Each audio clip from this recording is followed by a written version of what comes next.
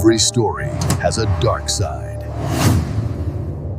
Welcome to True Crime Daily Stories. On April 13, 2003, a couple walking their dog along the San Francisco Bay made a discovery that would horrify the nation. A tiny body, no more than 19 inches long. The next day, 1 mile away, a jogger found something else. The remains of a woman. She had been in the water for over 3 months. Her head, arms, and legs were gone. The ocean had taken everything. But DNA soon confirmed what investigators already suspected. This was 27-year-old Laci Peterson and her unborn son, Connor. The bodies washed ashore at the Berkeley Marina. The exact location where Laci's husband, Scott Peterson, told police he'd been fishing on the day she disappeared. Modesto, California. Christmas Eve, 2002. A city of 200,000 people in the heart of California's Central Valley, the kind of place where neighbors knew each other's names, where people still left their doors unlocked, where everyone believed nothing truly terrible could happen. They were wrong. At 523 Covina Avenue lived Scott and Laci Peterson. Scott was 30 years old. A fertilizer salesman, former golf prodigy, described by everyone who knew him as charming, intelligent, the perfect gentleman. Laci was 27. A substitute teacher, the kind of woman people called bubbly and full of life. She loved to garden, loved to entertain, loved Martha Stewart. And on Christmas Eve 2002, Laci Peterson was 8 months pregnant with their first child, a boy they planned to name Connor. His due date was February 10, 2003. He would never be born. According to Scott Peterson, he last saw his wife at approximately 9:30 that morning. He claimed Laci was watching Martha Stewart on television, planning to mop the floor and bake cookies. She intended to walk their golden retriever, Mackenzie, to nearby East La Loma Park. Scott said he left the house to go fishing at the Berkeley Marina, 90 miles away in San Francisco Bay. Let's pause here for just a moment. It was Christmas Eve morning. Your wife was 8 months pregnant. And you decided to drive 90 miles to go fishing, alone, in the freezing December cold, on Christmas Eve? Does that make sense? Neighbors later testified they thought this was strange. Very strange. At 10:18 that morning, a neighbor named Karen Servos found the Petersons' dog, Mackenzie, wandering the street alone. His leash was muddy. Laci was nowhere in sight. Karen returned Mackenzie to the Petersons' backyard and went about her day. The house was quiet. Nothing seemed out of place. Nearly 8 hours later, at 5:47 p.m., Scott Peterson called his mother-in-law, Sharon Rocha. He told her Laci was missing. Sharon was confused. "What do you mean, missing?" Scott said he'd returned home from fishing. Laci's car was in the driveway. But the house was empty. By 6 p.m., both Scott and Laci's stepfather, Ron Grantsky, had called 911. A pregnant woman was missing on Christmas Eve. Within hours, Modesto police detectives Alan Burkini and John Bueller were at the Peterson home. By midnight, over 100 volunteers were searching East La Loma Park, calling Laci's name into the darkness. By Christmas morning, missing person flyers were appearing on every street corner in Modesto. The reward started at $25,000. Within days, it would grow to $500,000. The story of the missing pregnant woman captivated the nation. Cable news covered it around the clock. Everyone wanted to know, where was Laci Peterson? But as volunteers searched parks and neighborhoods and surrounding counties, police detectives were focusing their attention somewhere else entirely. On Scott Peterson himself. To understand what happened to Laci Peterson, we need to understand the man she married. Scott Lee Peterson was born on October 24, 1972, in San Diego, California. His father, Lee, owned a successful crate packaging company, and his mother, Jackie, owned a boutique in La Jolla, an affluent coastal community. Scott was a gifted athlete. By age 14, he was beating his father at golf. By high school, he was one of the top junior golfers in San Diego. He earned a golf scholarship to Arizona State University, where he played alongside future PGA champion Phil Mickelson. But Scott's golf aspirations faded. He eventually transferred to California Polytechnic State University and changed his major to agricultural business. In 1994, while working at a restaurant in Morro Bay, Scott met Laci Rocha. Laci was everything Scott appeared to be looking for: warm, family-oriented, and genuinely passionate about building a home and future. She studied horticulture, loved gardening and cooking, and enjoyed hosting friends. Those who knew her said she was the kind of person who made everyone feel special. Scott and Laci dated for 2 years and married in 1997. Friends and family described them as the perfect couple, the ideal match. But prosecutors would later reveal disturbing information. Around the time they married, Scott had already engaged in his first extramarital affair. It would not be his last.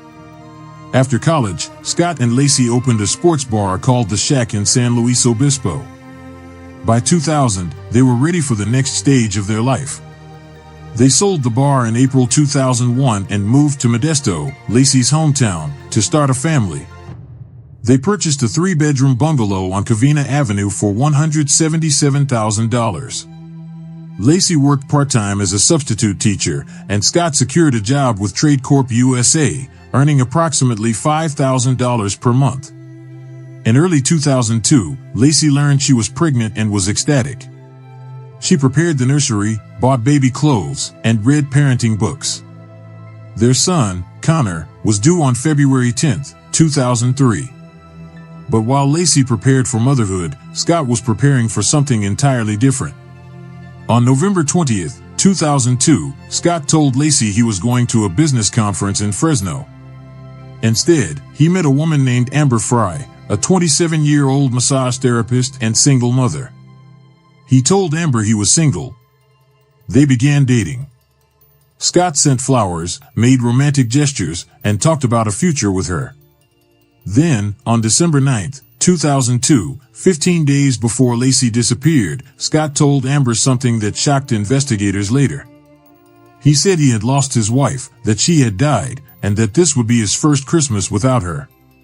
But on December 9th, Laci was alive, 8 months pregnant, and decorating their home for Christmas. Scott was already telling another woman that his wife was dead. Not separated. Not unhappy. Dead. Past tense, while she was still alive. Criminal psychologists later described this as a form of psychological murder before physical murder. In his mind, Scott had already moved into a future where Laci did not exist. The physical act, they argued, was simply catching up to the fantasy. 4 months after Laci's disappearance, the search continued. Thousands of volunteers searched parks, waterways, and surrounding counties.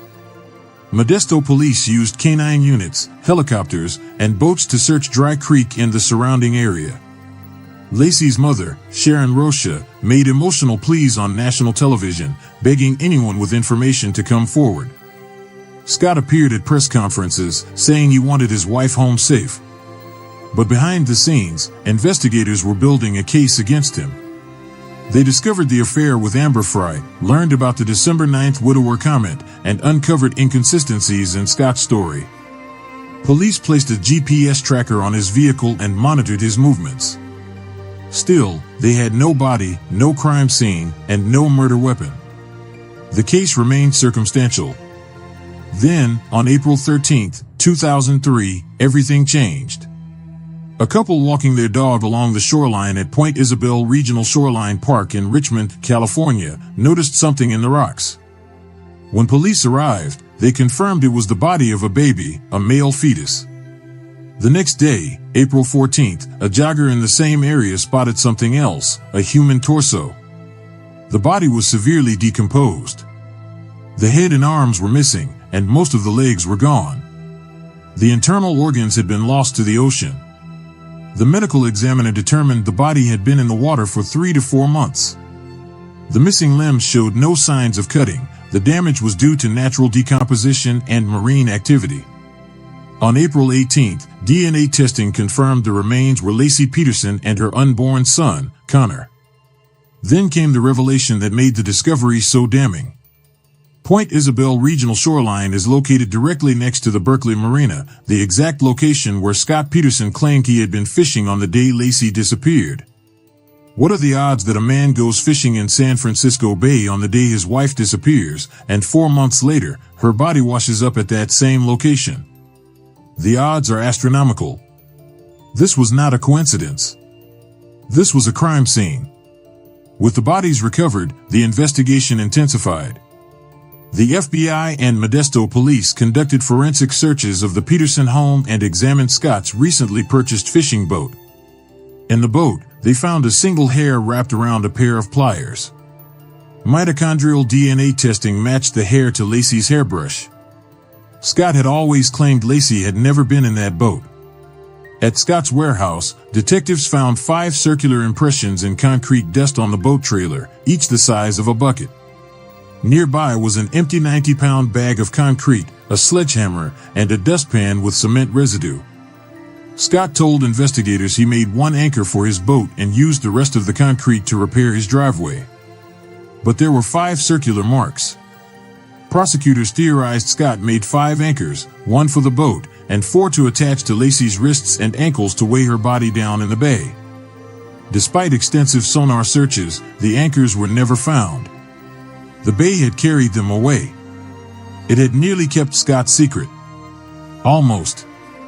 Using the GPS tracker placed on Scott's vehicle, detectives monitored his movements in the days after the bodies were discovered. On April 18, 2003, Scott drove to San Diego, less than 30 miles from the Mexican border. Detectives believed he was preparing to flee to Mexico. When Scott switched vehicles, the GPS tracker became useless. Police decided they had to arrest him immediately. At 10:30 a.m., Scott arrived at Torrey Pines Golf Course in La Jolla to meet his father and brother for golf. Detectives Alan Burkini and John Bueller approached and arrested him for the murder of Laci Peterson and their unborn son, Connor. The man in custody looked very different from the Scott the public had seen on television. His hair was dyed blonde. He had grown a blonde goatee.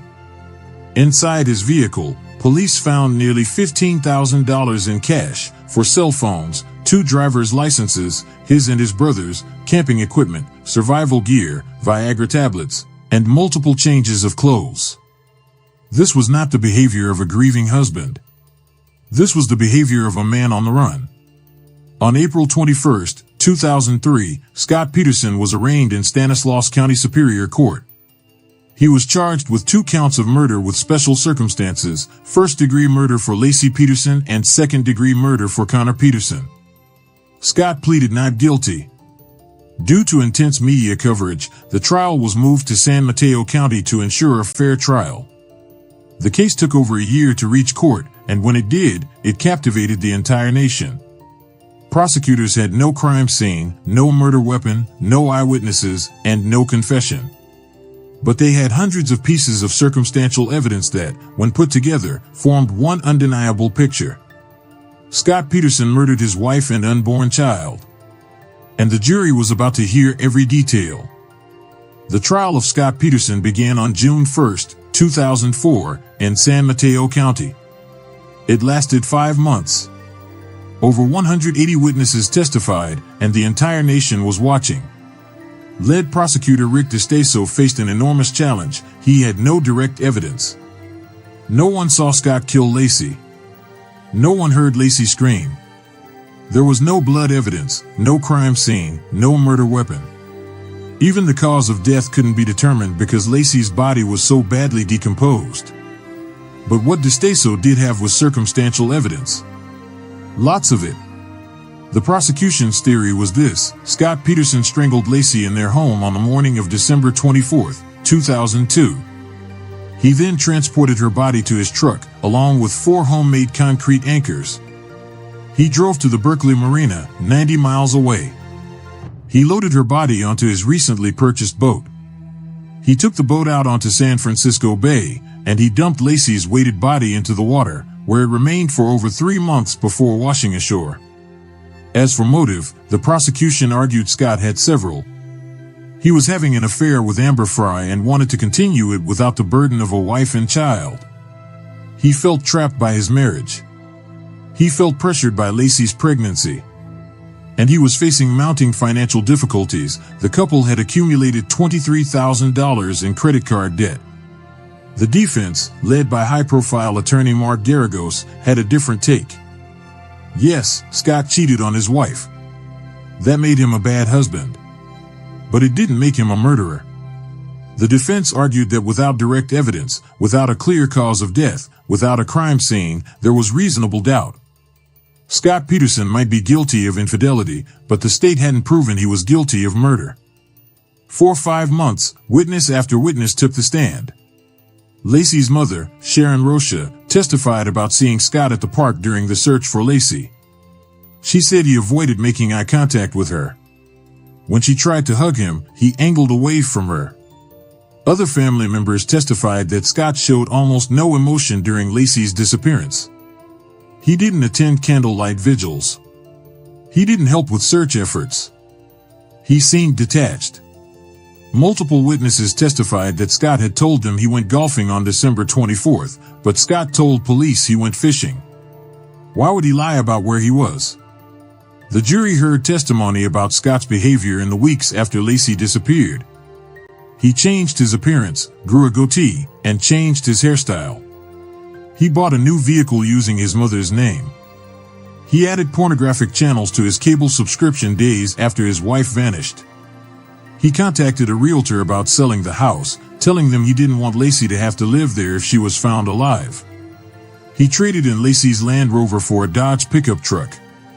These weren't the actions of a man hoping his wife would come home. These were the actions of a man who knew she never would. And then, the witness everyone was waiting for took the stand, Amber Frey. For 2 days, Amber Frey testified about her relationship with Scott Peterson. She described how charming he was, how attentive, how he promised her a future together. And then the jury listened to hours of recorded phone conversations between Amber and Scott, conversations recorded after Laci disappeared, conversations that proved Scott's capacity for deception. In one particularly damning call, recorded on New Year's Eve 2002, Scott told Amber he was in Paris, celebrating near the Eiffel Tower, watching fireworks with a crowd of thousands. He wasn't in Paris. He was at a candlelight vigil in Modesto for his missing wife. The jury heard the crowd noise in the background of the call. They heard Scott describing the celebration he was at. They heard him lying.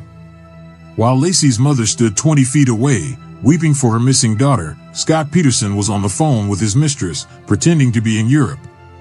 The jury was visibly disturbed. The forensic evidence was more technical, but no less damning. FBI expert Karen Korsberg testified about the hair found wrapped around pliers in Scott's boat. Using mitochondrial DNA testing, she matched that hair to Laci's hairbrush. The defense argued that mitochondrial DNA testing wasn't as reliable as standard DNA testing. They pointed out that only half the states in the country allowed such evidence. They also claimed Laci could have been in the boat before she disappeared. One witness even testified she'd seen Laci at Scott's warehouse with the boat the day before Christmas Eve. But under cross-examination, Detective Alan Burkini admitted he had excised that witness's statement from his police report. He'd left it out. Experts testified about the concrete anchors. The prosecution's concrete expert said the material in the anchor didn't match the sample from Scott's driveway, suggesting Scott was lying when he said he used the leftover concrete to patch the driveway. The defense's concrete expert disagreed, saying the samples were consistent. The defense also pointed out that despite extensive searches of San Francisco Bay with sophisticated sonar equipment, no anchors were ever found. But a diving expert testified that the bay's thick mud, strong currents, dark waters, and powerful surge make it virtually impossible to locate objects even when you know exactly where they are. To prove his point, he told the jury that when his crew accidentally dropped their sonar device into the water, it took 4 separate dives to find it, even though they knew precisely where it had landed. A hydrologist with the United States Geological Survey testified about tides and currents in San Francisco Bay. Based on his analysis, he suggested Laci's body could have been dumped near where Scott said he was fishing. But under cross-examination, he admitted his findings were probable, not precise. The trial dragged on through the summer and into the fall of 2004. During deliberations, one juror was removed for conducting independent research on the case. The jury foreman requested his own removal, likely because other jurors wanted to replace him. For 7 days, 12 men and women examined every piece of evidence. They debated. They argued. They weighed Scott Peterson's fate. On November 12, 2004, after 7 days of deliberation, the jury reached a verdict. The court clerk stood and read the verdict: guilty of first-degree murder of Laci Peterson, guilty of second-degree murder of Connor Peterson. Sharon Rocha collapsed in the courtroom. After nearly 2 years of waiting, of wondering, of fighting for justice, she finally had an answer. 3 weeks later, the same jury deliberated on Scott Peterson's punishment. On December 13, 2004, they recommended death. On March 16, 2005, Judge Alfred DeLucci sentenced Scott Peterson to death by lethal injection. In his statement, the judge called the murder cruel, uncaring, heartless, and callous. Scott Peterson was transferred to San Quentin State Prison, California's death row. After the verdict, jurors spoke to the media about what convinced them of Scott's guilt. It wasn't any single piece of evidence. It was everything together: the fishing trip to the exact location where the bodies washed up, the affair with Amber Frey, telling Amber his wife was dead 2 weeks before she disappeared, the concrete anchors, the hair in the boat, the lies upon lies, the complete lack of emotion, the changed appearance, the cash and fake ID. One juror described it as a puzzle, hundreds of pieces that individually didn't prove anything, but when they were all put together, there was only one picture.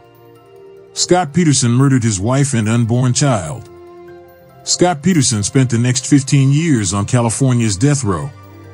In July 2012, his attorneys filed an automatic appeal, a 423-page brief arguing that media coverage, evidentiary errors, and other mistakes had denied him a fair trial. The appeals process took years.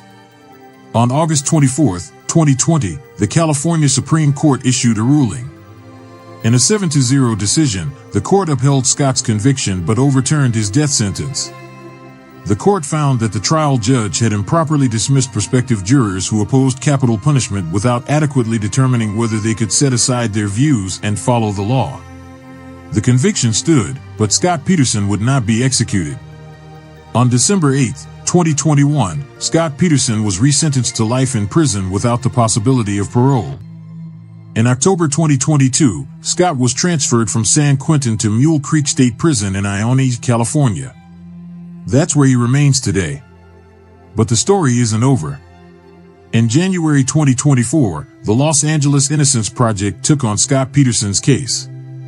The organization claimed to have new evidence that supported Scott's claims of innocence. In March 2024, a judge granted Scott a status hearing. In May 2024, a judge granted permission for new DNA testing on a single piece of evidence, a piece of duct tape found on Laci's pants during her autopsy. In October 2024, a judge granted Scott's request for post-conviction discovery, allowing his defense team to access evidence they claimed was withheld at trial. However, on June 2, 2025, an appeals court denied the Innocence Project's petition, which claimed exculpatory evidence had been destroyed or suppressed. Scott Peterson maintains his innocence. His family has never stopped supporting him. They believe he was wrongly convicted, that the real killer was never found, that their son and brother was the victim of a rush to judgment and media frenzy. Laci's family sees things very differently. On August 30, 2003, Laci and Connor Peterson were laid to rest together at Burwood Cemetery in Modesto. Their headstone tells its own story. It doesn't say Peterson. Sharon Rocha made sure of that. It says Rocha, Laci's maiden name. And Connor has no last name at all, just Baby Connor. In 2006, Sharon Rocha published a memoir titled For Laci, A Mother's Story of Love, Loss, and Justice. All proceeds went to the Laci and Connor Search and Rescue Fund, which helps other families find their missing loved ones. On April 1, 2004, President George W. Bush signed the Unborn Victims of Violence Act into law. It's also known as Laci and Connor's Law. The law recognizes that when a pregnant woman is killed, 2 lives are lost. Under federal law, anyone who causes the death of an unborn child during the commission of a crime can now be charged with a separate offense. It's a bittersweet legacy, a law born from tragedy that has helped protect others. Laci's stepfather, Ron Grantsky, who raised her from age 2, died in his sleep on April 8, 2018, at age 71. He was buried next to Laci and Connor. Her father, Dennis Rocha, died on December 9, 2018, at age 72. The people who loved Laci most are slowly leaving this world, but they carried the weight of her loss until their final days, a pain that never fully healed. Laci Denise Rocha Peterson lived for 27 years, 4 months, and 20 days. In that time, she loved deeply, laughed freely, and dreamed of a future that was stolen from her. She never got to hear her son's first cry, never got to count his tiny fingers and toes, never got to watch him take his first steps, never got to hear him say mama. She never got to see him start kindergarten, never got to pack his lunch or help with his homework, never got to watch him graduate high school. Connor would have been 22 years old. What kind of man might he have become? Would he have had Laci's warm smile, her love of gardening, her generous spirit? We'll never know. Those who knew Laci described her as someone who lit up every room she entered, the kind of person who remembered others' birthdays, who asked about their days and actually listened to the answer, "Who made you feel like you mattered?" She loved to cook elaborate meals for friends and family. She loved watching Martha Stewart, learning new recipes and new decorating ideas. She loved making her house a home. She loved to garden, to watch things grow, to nurture life. Her final moments remain unknown to us. Did she know what was happening? Did she fight back? Did she beg for her life, for Connor's life? Did she die quickly, or did she suffer? We'll never know, and perhaps that's a mercy. When we talk about true crime, it's easy to get caught up in the mystery, the investigation, the forensics, the trial, the verdict. But we must never forget the human being at the center of it all. Laci Peterson wasn't a headline. She wasn't a case number. She wasn't a statistic. She wasn't a cautionary tale. She was a daughter who called her mother every single day, a sister who made her brother laugh, a friend who showed up when you needed her, a wife who believed in love and commitment, a mother-to-be who had already fallen in love with the child she was carrying. She deserved so much more than she got. She deserved to raise her son. She deserved to watch him grow up. She deserved to grow old. She deserved to live. The murder of Laci Peterson reminds us that evil can wear a charming smile, that danger can live in your own home, that the person sleeping beside you might be capable of unthinkable things. But it also reminds us of something else. It reminds us that communities come together in times of tragedy, that thousands of strangers will search for someone they've never met, that justice, though slow, can prevail. And it reminds us that even in the darkest moments, there is light. Laci's legacy lives on through the law that bears her name and Connor's, through the search and rescue fund that helps other families, and through the memories of those who loved her. She cannot be forgotten. She will not be forgotten. This is the story of Laci Peterson, not how she died, but how she lived.